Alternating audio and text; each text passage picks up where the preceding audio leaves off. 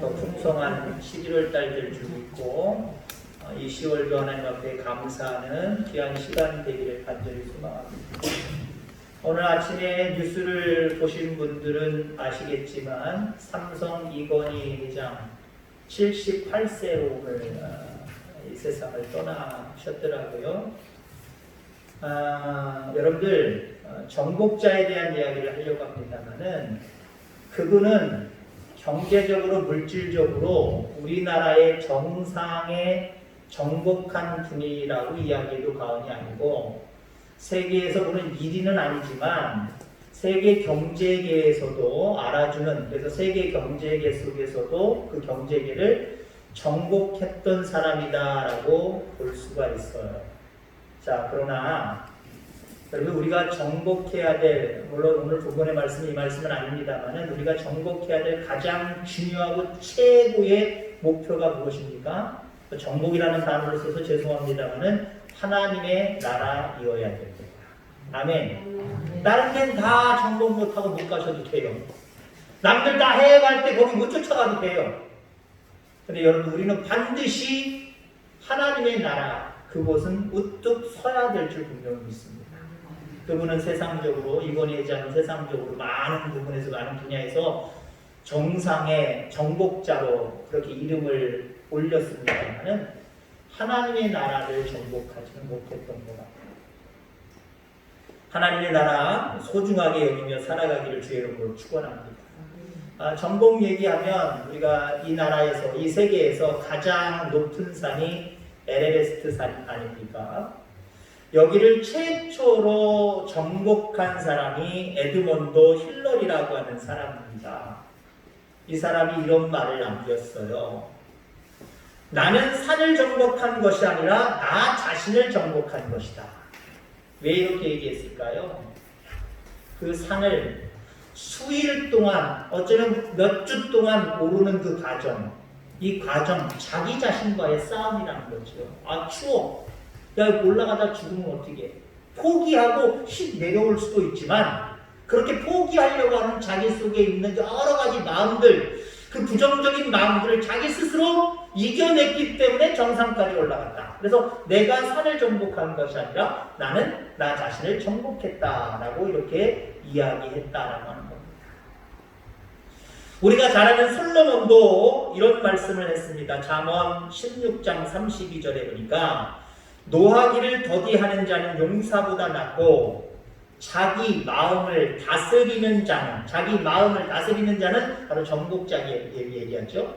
자기 마음을 정복하는 자는 성을 빼앗는 자보다 낫다라고 말씀을 하고 있습니다. 자, 그 다음에 잠언 4장 23절 우리가 잘 아는 말씀이죠.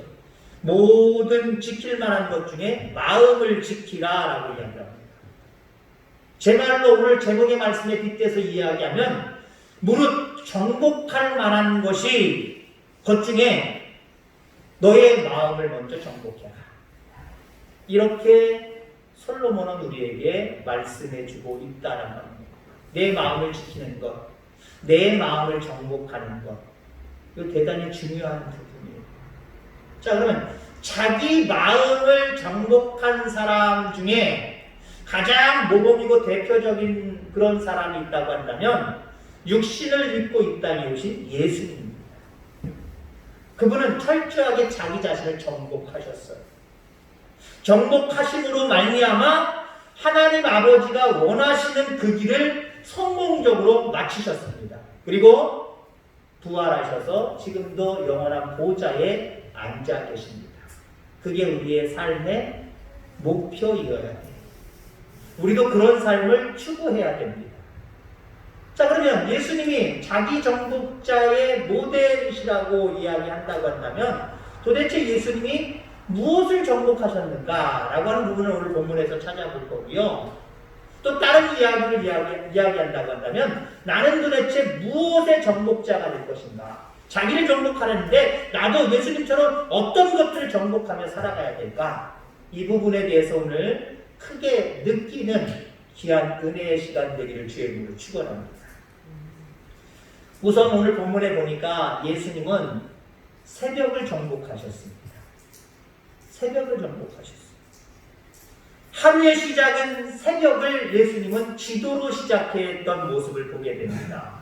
여러분들도 새벽을 정복하셔야 되는데 반드시 새벽 예배에 나와서 새벽 예배를 드려야 새벽 정복자다라고 강요하는 건 아니에요. 그러나 중요한 거예요. 그죠? 중요한 거예요. 인정을 하셔야 돼요. 내가 주회 전에 나와서 매일같이 습관적으로 새벽을 이 성전에서 연다라고 하는 거 대단히 중요한 거고요. 그렇지 않더라도요. 여러분들 일어나는 그 자리에서 좀 더 부지런하여 일어나서 먼저 기도하는 시간을 가지라는 거예요. 씻고 바로 일 나가는 시간이 아니라 조금 더 여유있게 일어나서 조용히 침상에 앉아서 기도할 수 있는 시간. 또 세상적으로 이야기하면요, 좀 더 일찍 일어나서 새벽을 이용할 수 있는 사람. 우리가 흔히 그런 사람들을 흔히 책에서 그런 얘기를 하더라고요. 새벽형 인간이다. 새벽형 인간이다. 아유, 저 사람들 잠도 없어. 새벽에 일어나서 난리야. 라고 이야기할 사람들이 있겠지만, 새벽을 정복하는 사람이 세상적으로도요, 출세하고 자기 목표를 이루어가면서 나름대로 선전하고 살아가는 모습을 보게 됩니다. 그러나 내가 좀 더 눕자, 좀 더 자자 라고 새벽을 이용하지 못하는 사람들은 좀 도태되는 경향들이 참 많이 있다라고 하는 거예요. 그럼 빌리 그레함 목사님이라는 분 잘 아실 겁니다. 우리나라에 와서 또 부흥회를 인도하셨던 이미 이 세상 분은 아닙니다만은 그분이 이런 말씀을 남기셨어요. 일본에 갔더니 기계 소리가 새벽을 깨우더라 라고 말씀하셨어요. 스위스에 갔더니 그분은 세계 방방곡곡 돌아다니면서 부흥회 인도하셨던 분이거든요. 스위스에 갔더니 새벽에 새소리들이 나를 깨우더라 라고 이야기하십니다. 그리고 한국에도 왔다 가셨다 그랬죠? 그분이 또 이렇게 말씀하셨어요. 한국에 대해서. 한국에 갔더니 새벽 기도 소리가 나를 깨우더라. 여러분들 오늘날 우리나라가 정말 이렇게 우리나라가 된 것은 나된 것은 우리나라가 된 것은 여러분 다른 사람들이 인정하지 않더라도 여러분들이나 여러분들의 믿음의 선진들이 새벽을 깨워서 이 나라 이 민족을 위해서 기도했기 때문이다 라고 여러분들은 확신하셔야 되고 인정하셔야 돼요. 기도의 능력을 여러분들이 인정하셔야 되고 그것도 이해하면 아침을 시작하면서 하나님은요 참 첫 것을 참 좋아해요. 첫열매라는 의미도 있잖아요. 첫열매라는 의미. 여러분들 우리 교회 와서 좀 욕심 아니에요. 가르치는 모습으로 교육하는 모습으로 말씀을 드립니다만은 우리 교회는 첫열매 개념이 별로 없더라고요. 첫열매라고 해서 뭐 엄청난 것을 싸갖고 오는 게 아니에요. 때로는 교회를 섬기는 대표자 중에 목회자. 아니 목사님 고추 처음 땄어요. 대여섯 배라도 갖다 주세요. 목회자에게 갖다 주지만 하나님 앞에 첫 것을 하나님이 키워주셨습니다. 하나님이 좋은 날씨 허락해 주시고 모든 환경 허락해 주셨습니다. 감사합니다. 별것 아니지만은요 고추장 찍어서 한번 드셔보세요 하고 갖다 줘보세요. 하나님이 우선 기뻐하세요. 목회자는요 그거 없어도 살고 있어도 살아요. 그러나 그 마음과 그 정성을 바라볼 때 그 영혼을 위해서 기도 안 해줄 수가 없어요. 하나님 저 권사님 저 집사님 하나님 나머지 동사들도 풍성하게 해주시고 하나님 주님의 이름을 드러내고 나타내는 귀한 가정 귀한 복으로 인도하여 주옵소서. 기도할 수밖에 없다니까요. 성경에서 새벽 기도를 제일 먼저 한 사람이 성경 기록상으로 보면은 아브라함입니다.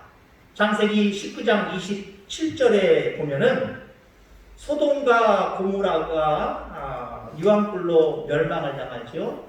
자기 부인도 나오면서 뒤돌아보지 말라 했는데 뒤돌아보면 소금 기둥이 돼버리죠. 그 상황을 바로 겪은 다음에 그 다음날 새벽에 일찍 일어나서 제단을 쌓는 그런 모습을 바라보게 됩니다. 아, 우리 하나님은 이렇게도 역사하시는구나. 내가 뜻하고 원하는 대로 되어지는 게 아니라 야, 내가 좋다고 생각하고 이 땅을 선택을 했는데 물론 룻을 얘기하는 겁니다만은 그 땅을 눈으로 바라보고 선택한 모습 속에서도 좋게 잘 이끌어가야 되는데 그렇지 못한 모습들을 바라보면서 야, 우리 하나님의 섭리를 우리가 인정하지 않을 수가 없구나. 하나님 뜻대로 하나님이 기뻐하시는 대로 내가 살아가지 않으면 안 되겠구나 더 느끼면서 새벽에 깨어서 하나님 앞에 제단을 쌓았다는 거예요. 그다음에 새벽에 일어나서 하나님 앞에 기도한 사람들이 성경에는 참 많이 있습니다. 야곱도 그랬고요, 모세도 그랬고요, 한나도 그랬고요, 욥도 그랬고요. 이 세상의 원칙, 법칙 중에 파레이드라고 하는 법칙이 있습니다. 파레이드라고 하는 법칙이 있는데 이 법칙은 어떤 의미가 있냐고 하면은 20%가 80%를 지배한다라고 하는 법칙이에요. 자, 오늘 새벽을 우리가 정복해야 된다라고 하는 모습으로 말씀을 드린다고 한다면 새벽 시간 대략 예를 들어서 20%를 따진다고 한다면 하루 24시간 중에 20%를 따진다면 한 4시간이에요. 4시간을 어떻게 활용하느냐에 따라서 나머지 80%가 좌우된다는 거예요. 40% 아유 새벽 아이 별것도 아니야 아이 몰라 더 자 아이 몰라 자기가 아무렇지도 않게 사용하는 그 20% 4시간 이게요 나머지 80% 내가 잘하면 되지 잘하면 될 것 같은데 이게 20%가 80% 나머지 시간 나머지 모든 것들을 결정한다니까요. 그게 파레이드 법칙이에요. 여러분 또 신앙인들 아니에요. 여러분들 나름대로 새벽에 일찍 일어나서 무엇인가 하는 것 노력하는 것 필요합니다. 뿐만 아니라 우리 신앙인이기 때문에 가장 소중하고 중요한 것은 가장 그 4시간 중에 우선 목표를 하여 살아갈 것은 하나님 앞에 기도하는 것. 이렇게 깨어서 새벽을 기이하게 사용할 줄 아는 그리고 하나님 앞에 기도할 줄 아는 새벽의 정복자들 다 되어지기를 주의 이름으로 축원합니다. 자, 예수님은 또 무엇을 정복하셨느냐? 우리는 또 무엇을 정복해야 되느냐? 예수님은 본능을 정복하셨어요. 여러분 우리 인간의 마음속에는요 본능적인 욕구가 다 있어요. 아니 인간뿐만 아니라 동물도요 본능적인 욕구가 다 있어요. 그 본능적인 욕구를 5가지로 보통 이야기를 하거든요. 그 5가지가 무엇이냐면은 식욕, 수면욕, 잠자는 거요, 성욕, 소유욕, 명예욕. 이거 사람은 다 있어요. 없다고 하면 거짓말이에요.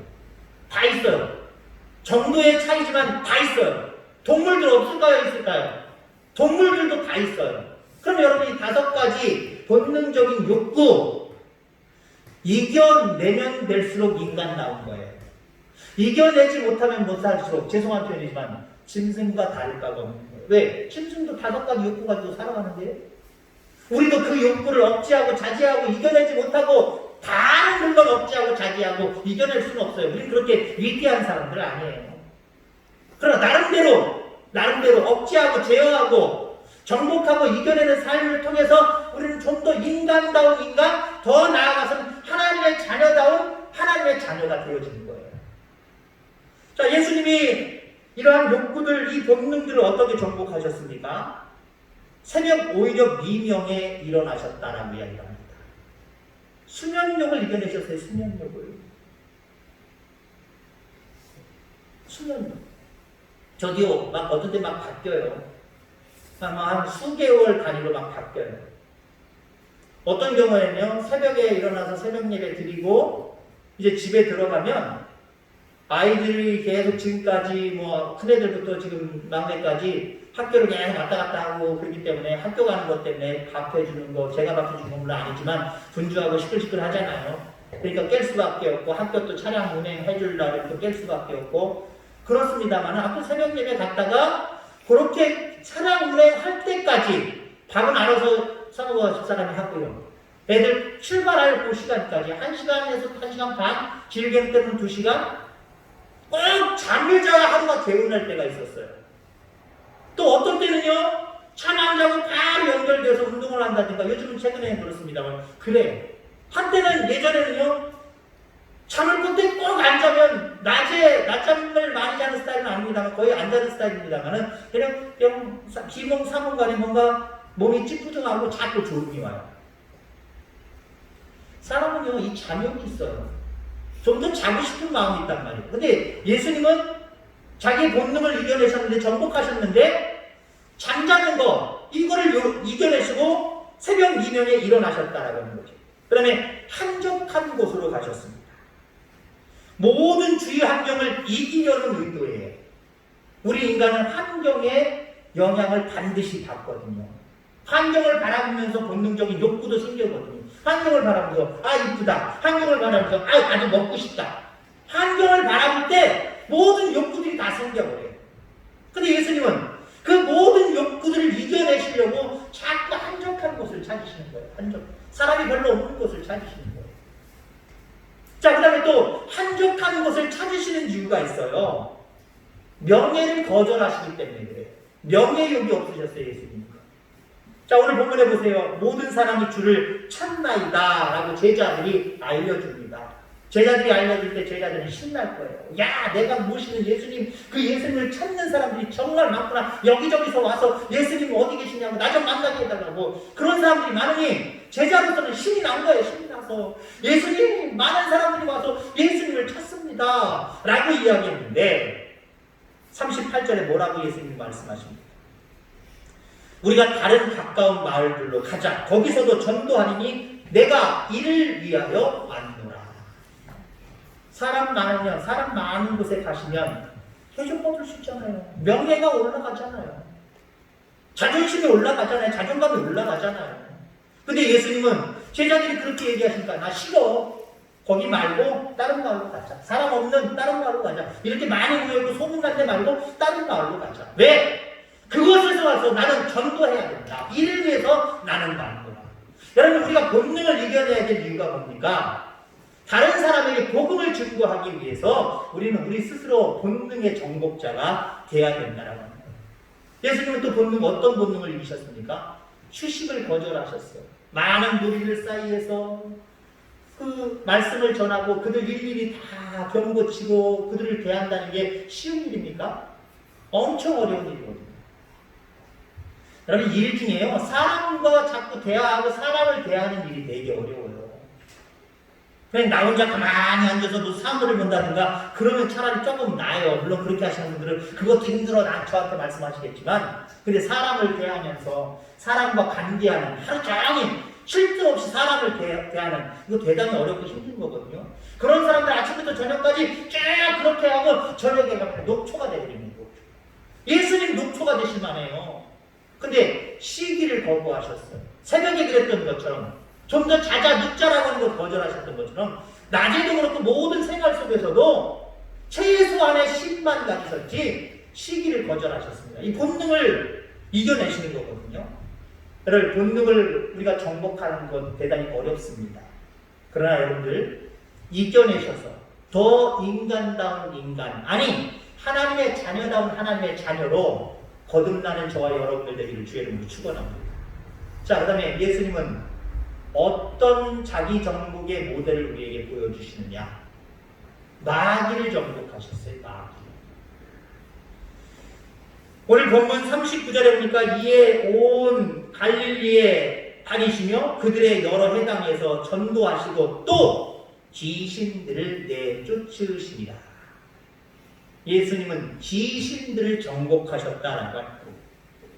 여러분, 마귀는 지금도요, 우리의 영혼 육에 들어와서 우리를 정복해 가려고 해요. 우리가 정복해내야 됩니다. 우선 여러분들, 마귀는 영을 우리를 정복하려고 해요. 영을 공격해 옵니다. 아나니아와 삽비라, 하나님 앞에 내가 전 재산 다 드리겠습니다 해놓고는 일부분만 팔아가지고 거짓말을 했어요. 그 누가 그랬게요? 그들이 처음부터 그렇게 계획을 한 건 아니에요. 그 마음속에 거짓의 영, 마귀가 들어가서 그렇게 만들어버린 거예요.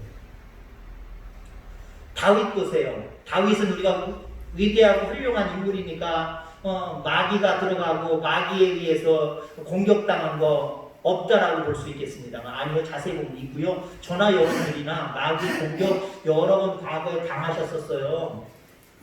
지금도 마귀의 공격은 우리 가운데 계속 되어지고 있고요. 예수 믿는다고 해서 주여 한다고 마귀가 아예 우리 주변에서 끔찍하고 쫙 멀리 떨어져 있는지 아십니까?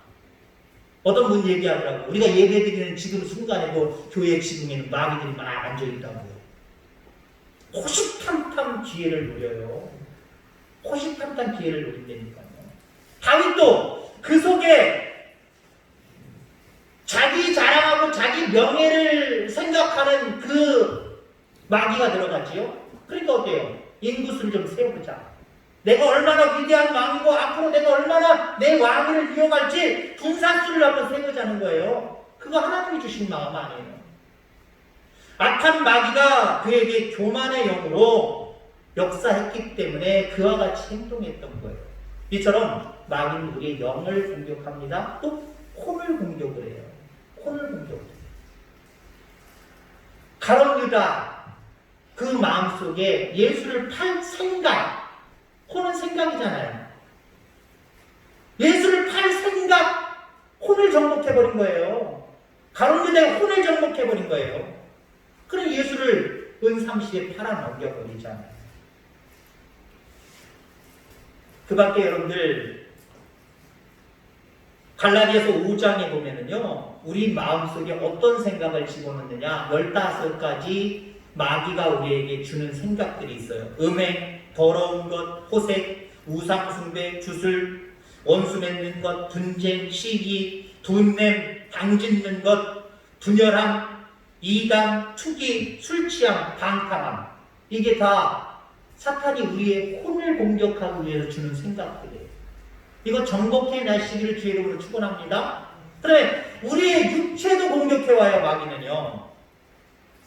욥기 2장 7절에 보니까 사탄이 이에 여호와 앞에서 물러가서 욥을 쳐서 그 발바닥에서부터 정수리까지 종기가 나게 한지라. 여기에 기록된 모습은 뭐예요? 욥이 발바닥부터 머리끝까지 종기가 났는데 누가 줬다고요? 마귀가 줬다.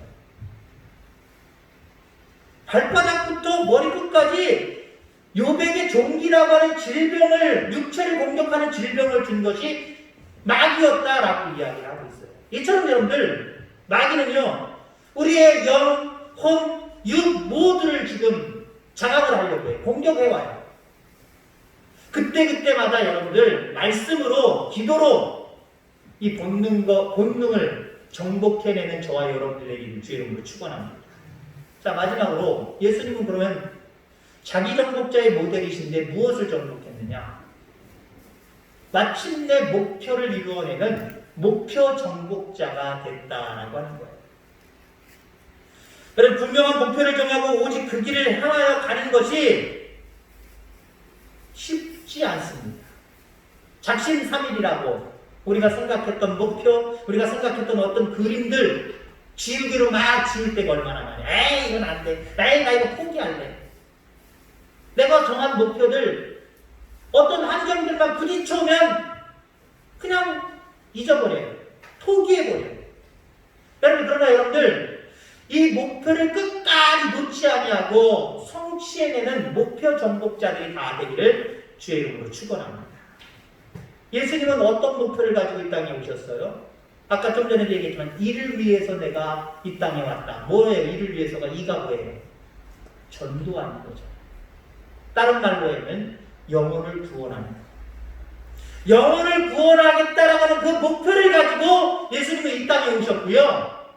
많은 유혹들이 있었고 많은 그 목표를 이루지 못하게 하는 요소들이 있었지만은 간절한 기도 속에 나의 원대로 마음시고 아버지의 뜻대로 되기를 원합니다 라고 고백을 하면서 마침내 그 목표를 이루어내셨습니다. 예수님이 인류를 구원하는 그 목표를 중간에 포기했거나 나는 내가 할 일이 아닙니다, 다른 사람한테 맡기세요 라고 거절했다고 한다면 오늘 우리의 구원의 은혜는 있지 않아요. 영원한 생명의 나라에 그런 사람들로 이 땅에 살아가면서 소망을 가지고 살아가는 것 있을 수가 없어요. 주님이 우리를 위한 구원의 열정을 가지고 그 구원의 목표를 이루어내셨기 때문에 오늘 우리에게 이러한 은혜가 쏟아지고 있음을 여러분들 기억하시길 바랍니다. 여러분들, 우리에게도 반드시 목표가 있어요. 이 땅에 살아가면서 내가 반드시 이 땅에서 이루고 하는 그런 목표들, 욕망들이 있을 거예요. 이것도 여러분들 정말 끝까지 포기하지 말고 열심을 다하여서 이뤄가시기를 주의 이름으로 소망합니다. 우리 그리스도인들이 흔히 핑계대는 게 있잖아요. 뭐 하나님의 뜻인가 보지. 아니 하나님의 뜻에 나 맡겨버리래. 그러면서 자기가 꿈꾸는 목표나 여러 가지들을 희석시켜버릴 때가 참 많이 있어요. 정말 하나님을 바르게 믿는 사람이라고 한다면요, 하나님을 믿으면서 내가 이 땅에서 살아가면서 이루고자 하는 목표가 있으면요, 그거 반드시 이뤄내는 사람, 세상 사람들이 바라볼 때도 그런 부분이어야 돼요. 저 사람들은 뭘 하려고 하다가도 안 되고 그러면 맨날 하나님의 뜻이래? 하나님의 뜻으로 포장해버리지 마시기 바랍니다. 오히려 하나님 앞에 간절히 지혜를 구하고 능력을 구하고 모든 것들을 구해서 목표한 그 목표들을 이루어 가시기를 주의 이름으로 축원합니다. 그리고 한 가지 덧붙여서 이야기하면 우리 모두에게 주어진 정말 중요한 목표가 있어요. 예수님의 목표가 우리의 목표가 돼야 돼요. 많은 영혼을 구원하는 것, 그래서 많은 사람들에게 가서 전도하는 것, 이 일을 위해서 내가 이 땅에 존재한다는 것, 예수님만 해당되는 게 아니에요. 여러분들에게도 해당된다. 나도 해당된다. 여러분들 반드시 이렇게 확신하셔야 되고요. 내가 이 목표를 이루어드리는 귀한 삶을 살아가리라. 여러분 다짐하셔야 돼요. 자, 오늘 예수님은 자기 정복의 좋은 모습을 오늘 본문에서 우리에게 보여주셨습니다. 그러면서 우리에게 아마 말씀하실 거예요. 너희들도 나처럼 자기를 정복하는 자가 있다. 여러분, 마지막에 하나님 앞에 칭찬받고 영원한 생명을 누리는 사람들은요, 오늘 제목의 말씀으로 빗대서 이야기하면 자기 정복자가 하는 사람인 거예요. 자기를 정복하는 사람이 영원한 생명의 나라를 누리는 거예요. 신앙도 그렇잖아요, 여러분들. 간단하게 얘기해보세요. 오늘 신앙, 이러한 본능적인 것들, 이러한 어떤 우리가 정복해야 될 부분들, 정복하지 못했으면 이 자리에 여러분들 없을걸요? 다 정복하고 나오신 거잖아요. 그리고 우리에게 앞으로의 인생이 참 중요해요. 지금도 물론 작은 부분에서는 여러분들 이 모든 것들을 정복하고 이 자리에 나와서 하나님 앞에 영광을 올려드리고 있습니다만 앞으로의 모습들, 더 큰 부분으로 여러분들 진정한 정복자 되기를 주의 이름으로 축원합니다. 새벽을 정복하시고요, 본능을 정복하시고요, 마귀를 정복하시고요, 하나님이 나에게 주신 그 목표들을 정복해 나감으로 말미암아 하나님 앞에 귀하게 쓰임받는 도구들이 다 되기를 주의 이름으로 축원합니다. 기도하겠습니다.